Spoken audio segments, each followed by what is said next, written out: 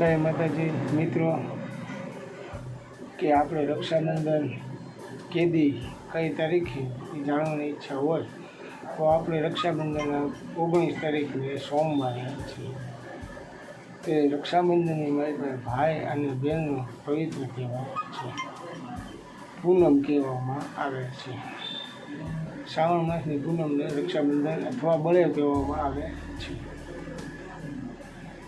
એટલે આ રક્ષાબંધનની માલિકા કે કયા સમયે રાખડી બાંધવી, બેને ભાઈને બાંધવી, કે જાણવાનું એમ થાય કે એમાં ભદ્રકાળનો સમય છે.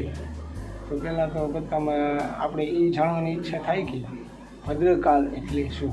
ભદ્રકાળ એટલે ભદ્રા એ શનિદેવની બેન છે. એને પરમપિતા બ્રહ્મા એટલે કે આ પૃથ્વીની રાવણને બેને રાવણને ભદ્રકાળની અંદર રાવણને રાખડી બાંધી હતી. અને એ રાખડી બાંધી હોવાથી રાવણના તમામ અસુર સમાજનો સહાર 1 વર્ષની માલિકા થઈ ગયો. રક્ષાબંધન બાંધવાનો સમય જાણીએ કે સવારના 6 વાગ્યાથી માંડીને 1:30 વાગ્યા લગી ભદ્રકાળનો સમય રહેશે. અને સોમવારે 1:30 વાગ્યા બપોરે 1:30 વાગ્યા પછી રક્ષાબંધનનો કાર્યક્રમ શરૂ થશે. કારણ કે એ સમય આ બધા શુભમાં છે. કારણ કે આ ભદ્રકાળ પૂરો થાય છે 1:30 વાગ્યે સવારમાં 6 થી બપોરના 1:30 વાગ્યા લગીમાં ભદ્રકાળ બધો પૂરો થઈ જાય છે. અને 1:30 વાગ્યા પછી રક્ષાબંધનનો પવિત્ર તહેવાર ઉજવી છીએ.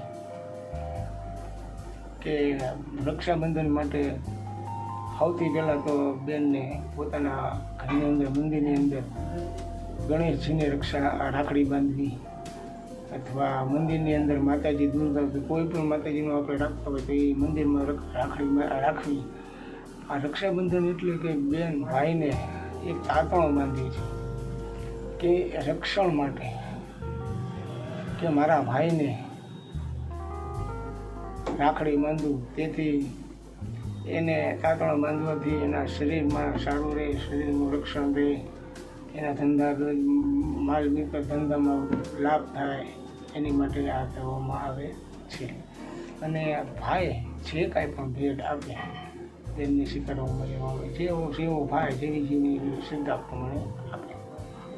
અને બેનને ભાઈ આશીર્વાદ રૂપે એ 365 દિવસ એટલે 12 મહિનાની અંદર રક્ષણની વચન આપે છે. આ છે રક્ષાબંધન માટેનો પવિત્ર તહેવાર કહેવામાં આવે છે. તો આટલા માટે આ વિડીયોમાં એટલું જ. તો જય માતાજી.